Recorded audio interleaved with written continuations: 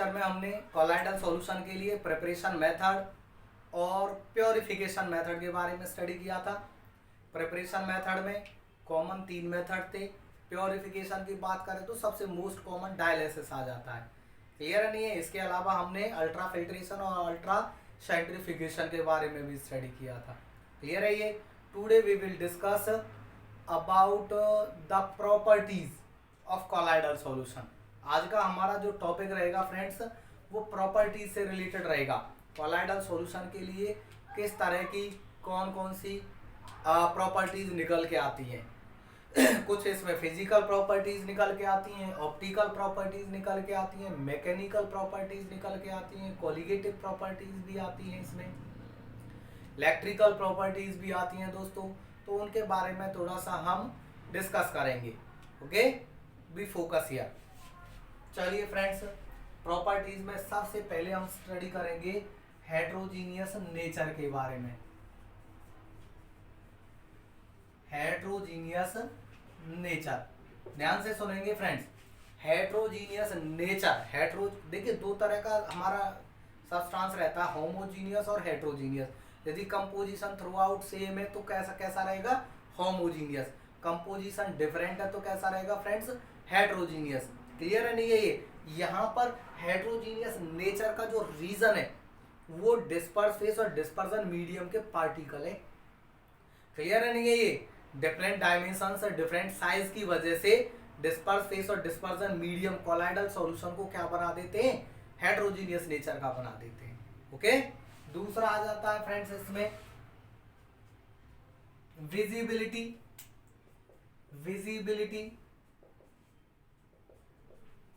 तो colloidal solution necked आई से invisible होते हैं, हम अपनी आंखों से नहीं देख सकते, लेकिन माइक्रोस्कोप की हेल्प से उनको ऑब्जर्व किया जा सकता है। ओके, थर्ड आ जाएगा फ्रेंड्स इसमें फिल्ट्रेबिलिटी।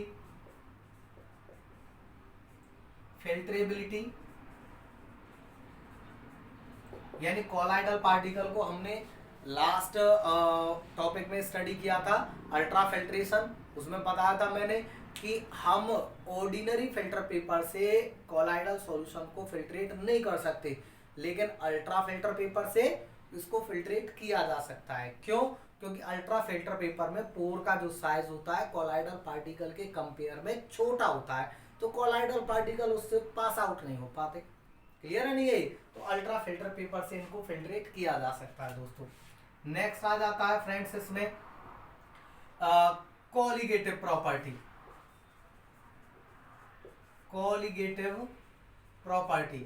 देखिए हमने सॉल्यूशन वाले चैप्टर में पढ़ा हुआ है, 4 तरह की कोलिगेटिव प्रॉपर्टीज है। Elevation in boiling point, depression in freezing point, relative lowering in vapour pressure and osmotic pressure. Clear है नहीं है ये? अब यहां समझिए, जो ट्रू सॉल्यूशन है, ओके, जो होमोजीनियस मिक्सचर होता है हमारा, ट्रू सॉल्यूशन के कंपेयर में कोलाइडल पार्टिकल, पहले तो पार्टिकल साइज पे ही आ जाइए। ट्रू पार्टिकल में, ट्रू सॉल्यूशन में पार्टिकल का साइज 1 नैनोमीटर से कम। क्लियर नहीं है ये? और कोलाइडल सॉल्यूशन में पार्टिकल का साइज 1 नैनोमीटर से ज्यादा।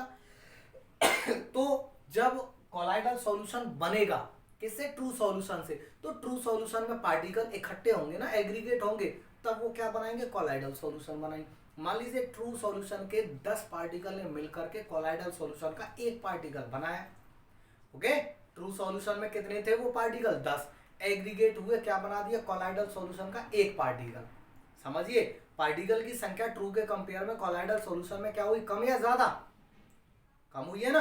तो कोलाइडल सॉल्यूशन में पार्टिकल की संख्या ट्रू सॉल्यूशन के कंपेयर में क्या होती है? कम। तो पार्टिकल की संख्या का मतलब क्या होता है friend? Number of moles. Number of moles कम होंगे तो कोलिगेटिव प्रॉपर्टी का वैल्यू भी क्या होगा? कम होगा, क्योंकि colligative property number of moles के डायरेक्टली प्रोपोर्शनल रहता है फ्रेंड्स, नहीं है? तो कोलाइडल सॉल्यूशंस जो होते हैं ट्रू सॉल्यूशन के कंपेयर में लो कोलिगेटिव प्रॉपर्टी दिखाते हैं। क्लियर हुआ? यदि हम बात करें कि किस कोलिगेटिव प्रॉपर्टी को प्रेफरेंस मिलता है यहाँ पर, तो ऑस्मोटिक प्रेशर को। मैंने सॉल्यूशन वाले चैप्टर में भी बताया था कि ऑस्मोटिक प्रेशर को मैक्सिमम एक्यूरेसी के लिए यूज किया जाता है एज कोलिगेटिव प्रॉपर्टी। क्यों?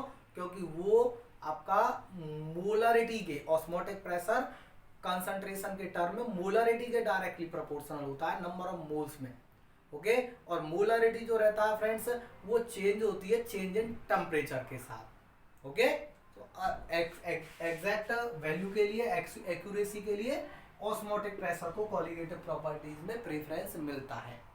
चले आगे बात करते हैं फ्रेंड्स मैकेनिकल प्रॉपर्टीज की। मैकेनिकल प्रॉपर्टीज में आ जाता है दोस्तों ब्राउनियन मूवमेंट।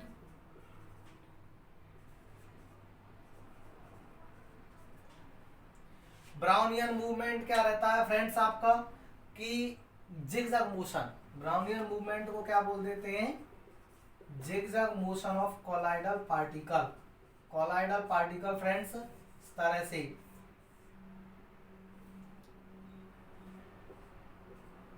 रैंडमली किसी भी डायरेक्शन में मूवमेंट के लिए फ्री होते हैं। ओके, तो इनका जो जिगजैग मोशन होता है वो क्या कहलाता है दोस्तों, ब्राउनियन मूवमेंट कहलाता है। और इसका एडवांटेज क्या है ब्राउनियन मूवमेंट तो Brownian movement friends heterogeneous nature को डिफाइन करके देता है कोलाइडल सॉल्यूशन के लिए। स्टेबिलिटी को भी डिफाइन करके देता है। इसमें एक और प्रॉपर्टीज आ जाती है स्टेबिलिटी, तो कोई स्टेबल नेचर के होते हैं कोलाइडल सॉल्यूशंस। ओके, चलिए, तो ब्राउनियन मूवमेंट एक तरह से हम ये कह सकते हैं कि स्टेबिलिटी को कोलाइडल सॉल्यूशन के लिए फ्रेंड्स स्टेबिलिटी को आइडेंटिफाई करके चलता है। क्लियर है ये। मैकेनिकल प्रॉपर्टीज में ब्राउनियन मूवमेंट यानी जिगजैग मोशन आ जाता है दोस्तों। ऑप्टिकल प्रॉपर्टीज आ जाती है, इसमें एक रहता है फ्रेंड्स टेंडल इफेक्ट। टेंडल इफेक्ट क्या रहता है friends, scattering of light. Scattering of light when pass through colloidal solution. जब लाइट को, व्हाइट लाइट कोलाइडल सॉल्यूशन से पास आउट होती है तो लाइट बीम का जो पाथ होता है, रास्ता होता है, विजिबल हो जाता है। क्लियर है नहीं है ये, लाइट बीम जो पाथ ऑफ लाइट बीम है बिकम विजिबल, और इसी फिनोमिना को बोल देते हैं हम टेंडल इफेक्ट। नहीं है, ये व्हाइट लाइट है, ट्रू सॉल्यूशन से पास आउट कीजिए, nothing observe friends. White light जब ट्रू सॉल्यूशन से पास आउट होगी नथिंग ऑब्जर्व, और जैसे ही फ्रेंड्स वो कोलाइडल सॉल्यूशन से पास आउट होगी तो उसका जो पाथ है क्या हो जाएगा फ्रेंड्स, विजिबल हो जाएगा। ओके, किसी भी सोर्स से निकलने वाली लाइट है तो विजिबिलिटी जो रहती है ये टेंडल इफेक्ट को इंडिकेट करती है। क्लियर है ये चीज। टेंडल इफेक्ट यहाँ पर हेट्रोजीनियस नेचर को आइडेंटिफाई करेगा दोस्तों। क्लियर है ये चीज। नेक्स्ट आ जाता है दोस्तों हमारा इसमें टेंडल इफेक्ट के बाद यदि हम बात करें इलेक्ट्रिकल प्रॉपर्टीज में आ जाइए। कोलाइडल सॉल्यूशन के लिए आगे आ जाती हैं इलेक्ट्रिकल प्रॉपर्टीज।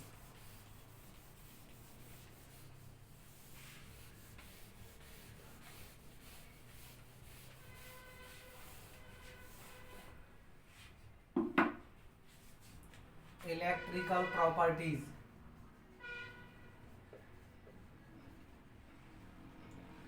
इलेक्ट्रिकल प्रॉपर्टीज में दो तरह की इलेक्ट्रिकल प्रॉपर्टीज दिखाते हैं फ्रेंड्स ये, इलेक्ट्रोफोरेसिस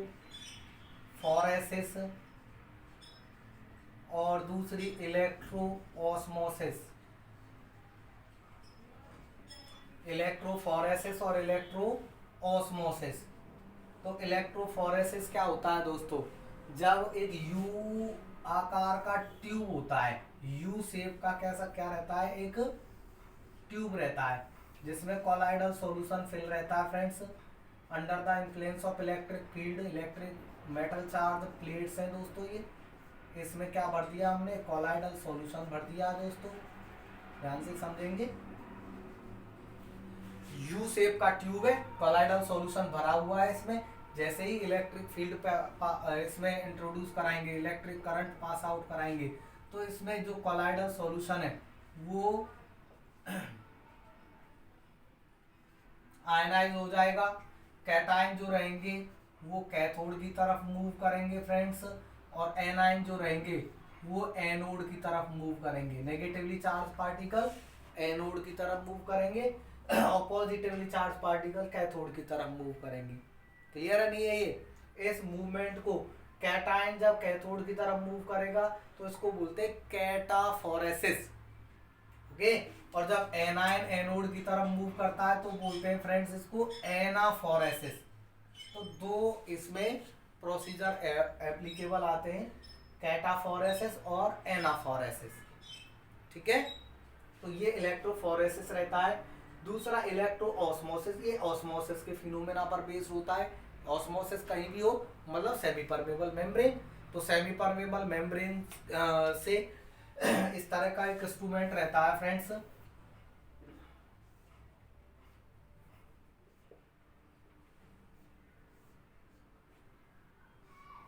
इसमें यहाँ ये मेम्ब्रेन लगा हुआ है, ये मेम्ब्रेन है दोस्तों। क्लियर है नहीं? यहाँ पर क्या भरा हुआ है? Colloidal solution. ओके, और यहाँ पर कोई भी मीडियम है दोनों साइड, ये कोई भी क्या है फ्रेंड्स? मीडियम है। ठीक है, दो मेटालिक चार्ज प्लेट लगी हुई है फ्रेंड्स इसमें इस तरह से। ओके, मेम्ब्रेन के थ्रू जब कॉलाइडल सॉल्यूशन, जैसे इलेक्ट्रिकल फील्ड इसमें इंट्रोड्यूस कराएंगे तो मेम्ब्रेन के थ्रू केवल मीडियम के पार्टिकल ही पास आउट होंगे। क्लियर है नहीं ये? The phenomena of movement of the particle of dispersion medium only through semi permeable membrane under the influence of electric field, that is called electro osmosis. समझिए, दोबारा से repeat कर रहा हूं, the phenomena of movement of the particle of dispersion medium, केवल medium के particle का flow होगा through semi permeable membrane under the influence of electric field, that is called electroosmosis. okay, charges के बेस पर, electrical properties के base पर friends colloidal solution को दो कैटेगरीज में डिवाइड कर दिया गया है। Colloidal solution have been classified in two categories, positively charge sol, positively charge sol, और दोस्तों negatively charge sol, negatively charge sol. ये टेबल बहुत इंपॉर्टेंट है फ्रेंड्स, ये टेबल बहुत इंपॉर्टेंट है, कंपटीशन एग्जाम में भी पूछा जाता है इस टेबल से क्वेश्चन। ठीक है, तो ध्यान से समझेंगे। पॉजिटिवली चार्ज सोल क्या होते हैं? Metal hydroxide, metal hydroxide positively charge sol में आते हैं, जैसे आपका FeOH होल थ्राइस है, AlOH होल थ्राइस है। दूसरा metal oxide friends, metal oxide जैसे TiO2 है, नहीं है? मेटल के हाइड्रोक्साइड और मेटल के ऑक्साइड कैसे रहेंगे दोस्तों? Positively charge. क्लियर है नहीं है ये? इसके अलावा इसमें हीमोग्लोबिन आ जाता है फ्रेंड्स, हीमोग्लोबिन, ये भी आपका पॉजिटिवली चार्ज सोल में आ जाएगा। नेगेटिवली चार्ज सोल की बात करें फ्रेंड्स, तो इसमें सबसे पहले मेटल का कॉलाइडल सॉल्यूशन, मेटल सोल्स, मेटल के कॉलाइडल सॉल्यूशन जैसे गोल्ड का कॉलाइडल सॉल्यूशन है, सिल्वर का कॉलाइडल सॉल्यूशन है, प्लेटिनम का है। मेटल से रिलेटेड कॉलाइडल सॉल्यूशन कैसे रहेंगे? Negatively charge. दूसरा दोस्तों मेटल सल्फाइड, मेटल सल्फाइड के कॉलाइडल सॉल्यूशन जैसे आपका AS2S3 है आर्सेनिक सल्फाइड के लिए, तो ये भी कैसा रहेगा? हमारा नेगेटिवली चार्ज रहेगा। नेक्स्ट आ जाएगा दोस्तों इसमें, जैसे यहाँ पर हीमोग्लोबिन है तो इसमें आपके आ जाते हैं स्टार्च है, आपका स्टार्च है, सेलुलोज है, प्रोटीन है, गम है, नहीं है? ये इनके कॉलाइडल सॉल्यूशन किस में आ जाते हैं दोस्तों? हमारे नेगेटिवली चार्ज सोल्स के लिए। क्लियर है ये?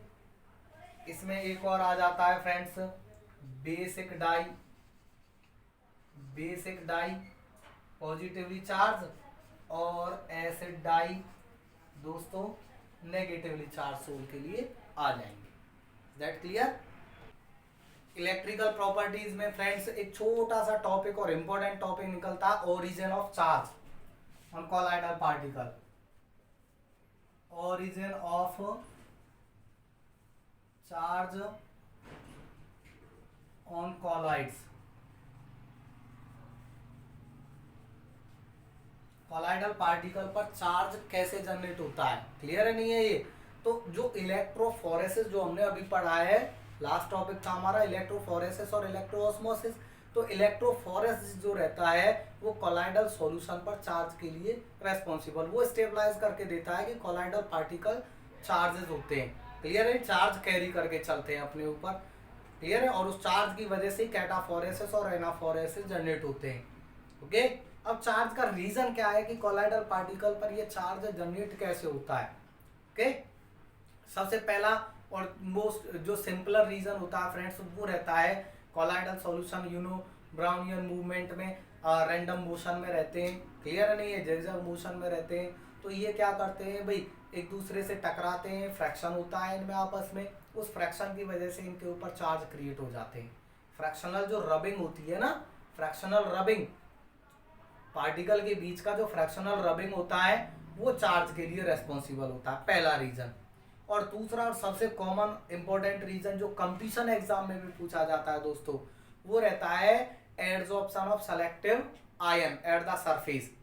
जो फ्रेशली प्रिपेयर्ड प्रेसिपिटेट होता है वो अपनी सरफेस पर कुछ सेलेक्टिव आयनों को एड्सॉर्ब करके चलता है, मीडियम से एड्सॉर्प्शन होता है भाई चार्ज पार्टिकल का। तो मीडियम से किस टाइप के आयनों को वो अपनी सरफेस पर एड्सॉर्ब कर रहे हैं, वो इनके लिए इनका एक तरह से इनको एक तरह से पॉजिटिवली चार्ज या नेगेटिवली चार्ज सोल की कैटेगरी में डिवाइड कर देते हैं, क्लियर है नहीं है ये। एड्सॉर्प्शन ऑफ सेलेक्टिव आयन कैसे प्रोसीड होता है, एग्जाम्पल के थ्रू समझेंगे दोस्तों, एड्सॉर्प्शन थ्योरी से।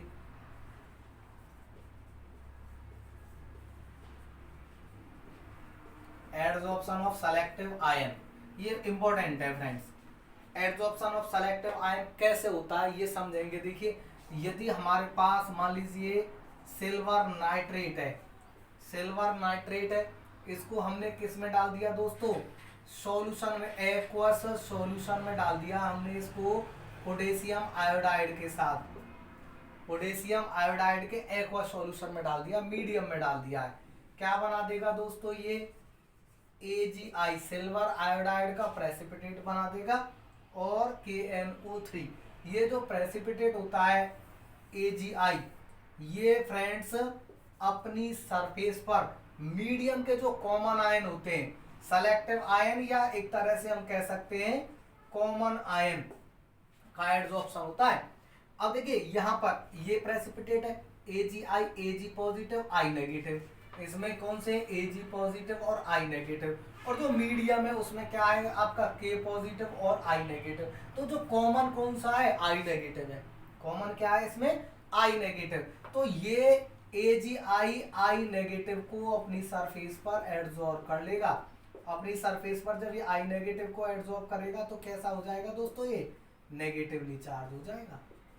कैसा हो जाएगा दोस्तों, ये नेगेटिवली चार्ज, क्लियर है नहीं है ये, K पॉजिटिव अनोदर लेयर में रहेंगे और हेल्महोल्ट्ज लेयर के नाम से इसको जानते हैं। तो इस तरह से नेगेटिवली चार्ज सोल क्रिएट होगा नहीं है। अब दूसरा इसका अल्टरनेट समझ लीजिए, मान लीजिए आपने पोटेशियम आयोडाइड को aqueous solution of silver nitrate में डाल दिया है AgNO3 के, क्लियर है दोस्तों, क्या बना देगा, अगेन AgI बनाएगा। ओके, अब देखिए इसमें यहाँ पर मीडियम है AgNO3 और यहाँ पर आपका प्रेसिपिटेट है ये AgI, कॉमन क्या है इस दोनों में, Ag। तो ये Ag पॉजिटिव को फ्रेंड्स अपनी सरफेस पर एड्सॉर्ब कर लेगा।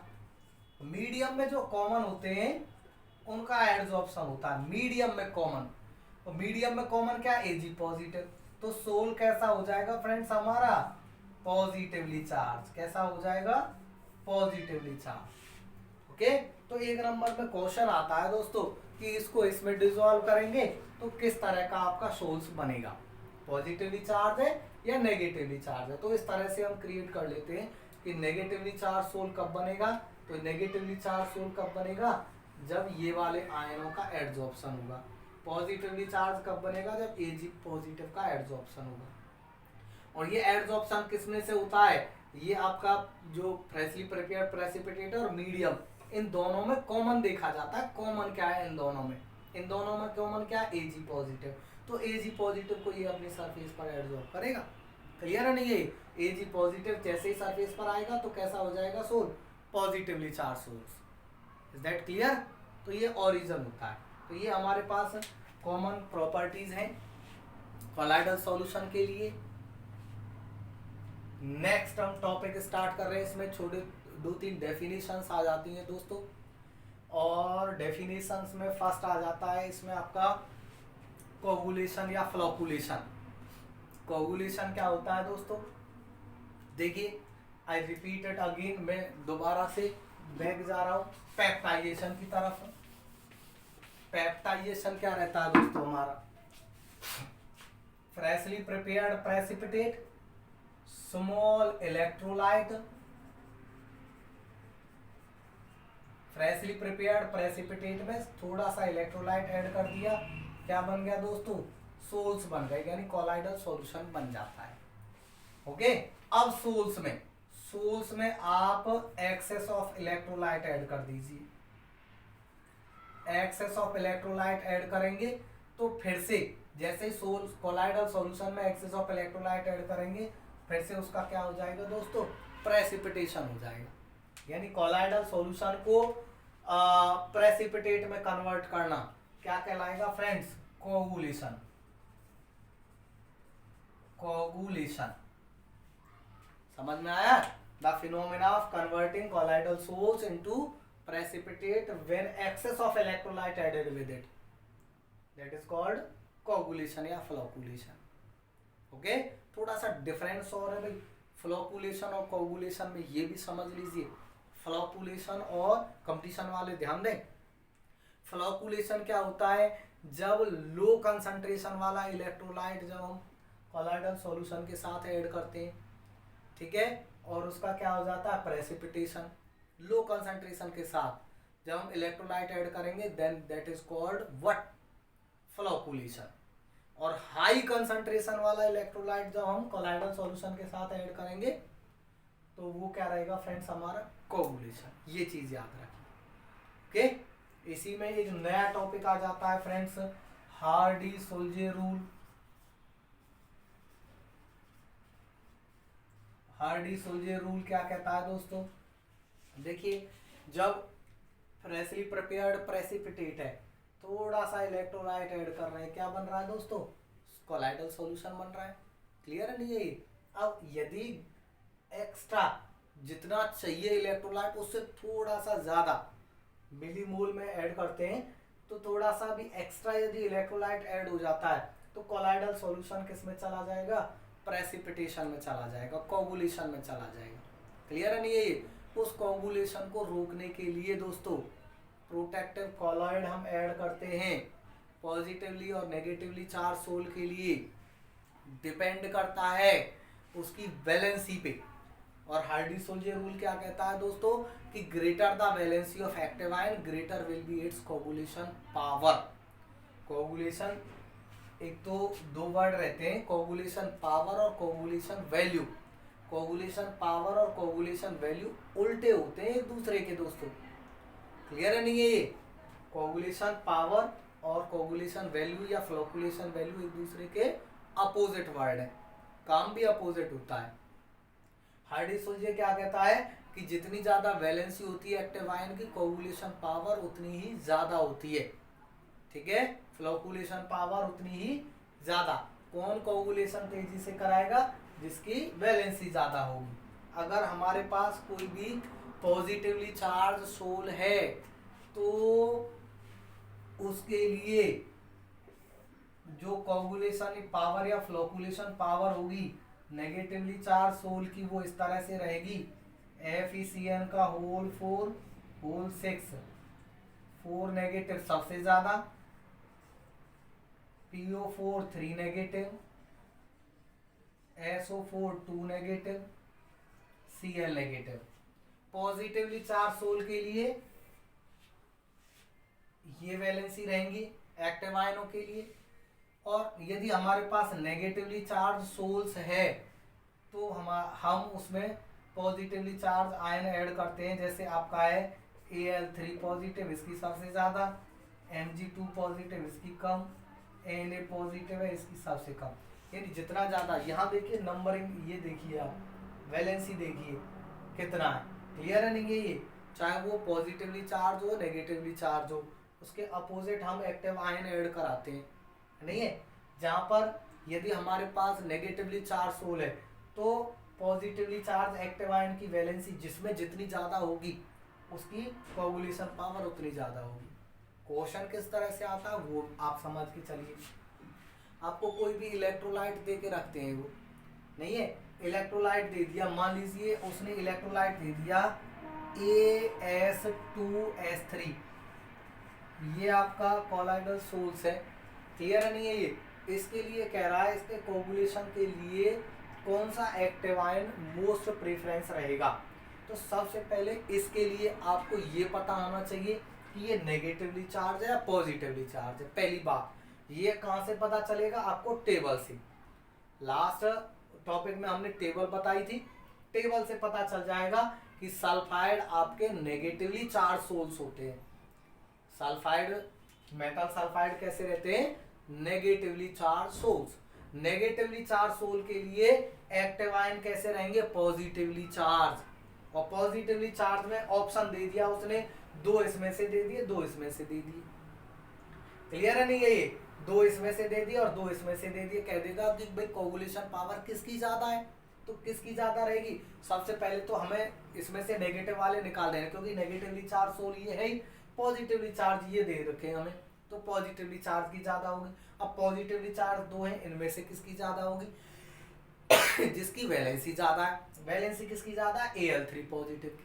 क्लियर है नहीं है ये? तो Al3 पॉजिटिव हमारा इसके लिए करेक्ट आंसर होगा। समझ आया? तो इस तरह से हम हाइड्रोसोल्जर रूल के थ्रू एक्टिव आयन की वैलेंसी से कोगुलेशन पावर निकालते हैं। ओके, इसमें नेक्स्ट आ जाता है एक छोटा सा टॉपिक है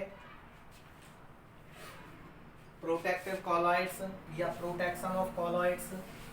प्रोटेक्शन ऑफ कॉलॉइड्स का दूसरा नाम एक तरह से हम गोल्ड नंबर की फॉर्म में पढ़ते हैं दोस्तों। गोल्ड नंबर, गोल्ड नंबर क्या होता है दोस्तों? यहाँ से ध्यान से देखेंगे, दोबारा से वहीं आ जाइए। प्रेसिपिटेट में small electrolyte colloidal solution, colloidal solution में एक्सेस ऑफ इलेक्ट्रोलाइट क्या बन जाएगा? प्रेसिपिटेट। या यहाँ से प्रेसिपिटेट में अगर एक्स्ट्रा इलेक्ट्रोलाइट ऐड करते हैं तो सोल बनेगा, सोल फिर से प्रेसिपिटेट में कन्वर्ट हो जाएगा, क्योंकि ये रिक्वायरेबल अमाउंट से ज़्यादा इलेक्ट्रोलाइट ऐड किया है हमने, तो सोल फिर से किस में कन्वर्ट हो जाएगा? प्रेसिपिटेट में कन्वर्ट हो जाएगा। क्लियर है नहीं है ये? अब ध्यान देने वाली बात है, यदि हमें कोलाइडल सॉल्यूशन ही चाहिए, उसका प्रेसिपिटेशन नहीं चाहिए, इसके प्रेसिपिटेशन को हमें रोकना है ताकि ये एक स्टेबल कोलाइडल सॉल्यूशन ही रहे, ओके, उसको उसके लिए हम सोल के साथ एक प्रोटेक्टिव कॉलॉइड, एक दूसरा कॉलॉइडल सॉल्यूशन उसके साथ एज प्रोटेक्टिव कॉलॉइड ऐड करते हैं। क्लियर है नहीं? किसमें? मिली मोल पर लीटर में। ठीक है, प्रोटेक्टिव कॉलॉइड की यूनिट भी पूछी जाती है दोस्तों एग्जाम में, तो मिली मोल पर लीटर उसका यूनिट रहता है। गोल्ड नंबर क्या रहता है? उसी प्रोटेक्टिव कॉलॉइड का एक तरह से नंबर होता है जिसको मिली मोल पर लीटर में रिप्रेजेंट करते हैं हम। क्या कह रहा है ये गोल्ड नंबर? कि minimum amount of protective colloid added to the gold sol 10 ml gold solution के साथ जितना मिलीमोल पर लीटर में प्रोटेक्टिव कॉलॉइड हम ऐड करते हैं, किसके लिए? To prevent the coagulation of 10 ml gold sol. कब? जब प्रोटेक्टिव कॉलॉइड क्या ले रहे हैं यहाँ पर? 1 ml का 10% सोडियम क्लोराइड यूज करेंगे। ध्यान देंगे, 10 ml colloidal solution of gold है हमारे पास, क्या है? 10 ml colloidal solution of gold. इस 10 ml सॉल्यूशन ऑफ गोल्ड के हमें कोगुलेशन को रोकने के लिए प्रोटेक्टिव कॉलॉइड लिया है हमने सोडियम क्लोराइड। 1 ml का 10% सोडियम क्लोराइड इसमें as a protective colloid add करेंगे। क्लियर है नहीं है ये? उसकी मात्रा मिलीमोल पर लीटर में क्या कहलाएगी? गोल्ड नंबर कहलाएगी। समझ आया दोस्तों? तो इस तरह से गोल्ड नंबर है आपका निकल के आता है। आगे इस चैप्टर में ऑलमोस्ट फिनिश है चैप्टर। इसमें दो छोटे छोटे टॉपिक और हैं दोस्तों, इमल्सन और जेल। इमल्सन और दूसरा है हमारा जेल। इमल्सन क्या रहता है फ्रेंड्स? जिसमें डिस्पर्स फेस और डिस्पर्सन मीडियम क्या हो? लिक्विड हो। दोनों के दोनों फ्रेंड्स लिक्विड, यानी liquid disperse in liquid, medium भी लिक्विड और फेस भी लिक्विड। इमल्सन को दो कैटेगरीज में डिवाइड कर देते हैं आपका, oil in water type emulsion, oil in water type emulsion, और दूसरा रहता है friends water in oil type emulsion. जैसे कोल्ड क्रीम बटर वगैरह होता है वो रहता है किसका? Oil in water type, water in oil type emulsion. Oil in water type emulsion का बढ़िया एग्जांपल है दोस्तों मिल्क। ठीक है, मिल्क इसका एग्जांपल आ जाएगा oil in water type emulsion. Fat water के साथ डिसॉल्व रहता है। दूसरा रहता है फ्रेंड्स इसमें जेल। जेल का मतलब क्या है आपका? कि liquid dispersed in solid, liquid dispersed in solid, यानी मीडियम आपका सॉलिड होना चाहिए, तो वो क्या बनेगा हमारा? जेल। जेल भी दो कैटेगरीज में हम डिवाइड कर देते हैं दोस्तों, इलास्टिक जेल और non elastic gel. Having the property of elastic के अलावा, गम के अलावा इसमें फ्रेंड्स स्टार्च और जिलेटिन जैसे एग्जाम्पल भी आ जाते हैं। दूसरा है इसमें non elastic gel, there is no elasticity. Clear नहीं है? इसका सबसे बढ़िया एग्जाम्पल रहता है फ्रेंड्स सिलिका जेल। क्लियर है ये? इसके अलावा जेल में एक और कैटेगरीज आ जाती है दोस्तों, थेक्सोट्रोपिक, थेक्सोट्रोपिक जेल। थेक्सोट्रोपिक जेल एक ऐसी कैटेगरी है जेल की जिसको थोड़ा सा सेकन करने पर, यानी थोड़ा सा गर्म करने पर ये जेल लाइक कैरेक्टरिस्टिक्स को लूज कर देते हैं, खो देते हैं और लिक्विड सोल्स में कन्वर्ट हो जाते हैं। क्लियर है ये? तो ये इस तरह से हमारे ये जेल आ जाते हैं। नेक्स्ट इसमें एक क्वेश्चन दिया हुआ है फ्रेंड्स डैग से रिलेटेड। यहाँ देखिए डैग से रिलेटेड क्वेश्चन दे के रखते हैं कि एक्वा डैग और ऑयल डैग में क्या डिफरेंस है।